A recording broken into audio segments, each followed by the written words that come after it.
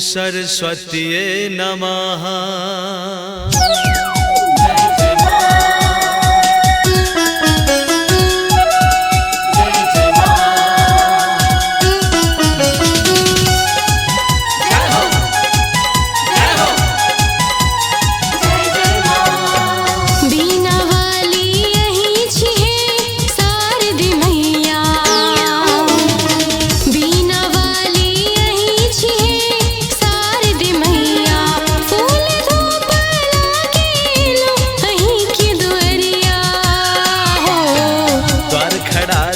पकड़ के हम अही के चरनिया, कखन फेर अब हमरो परमा अपन नजरिया हो। द्वार खड़ा छे पकड़ के हम अही के चरनिया, कखन फेर अब हमरो परमा अपन नजरिया हो।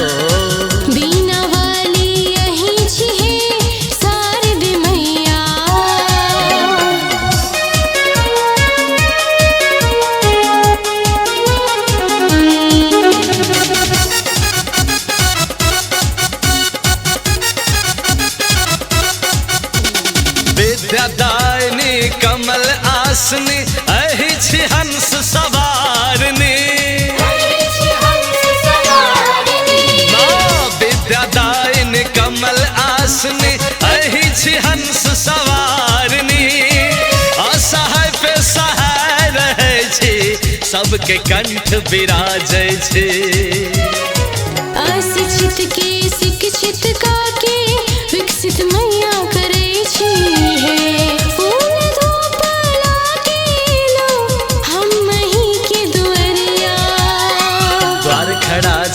पकड़ के हम अही के चरनिया,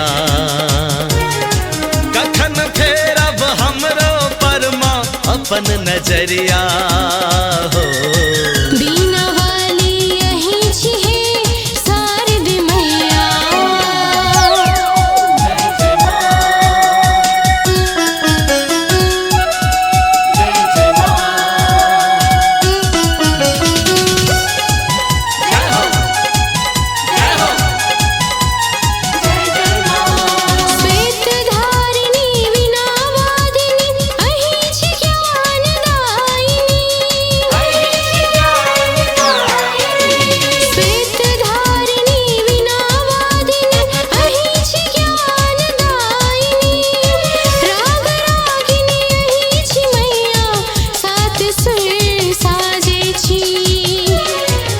असफल के सफल बना के मैया जोत जगावे छी।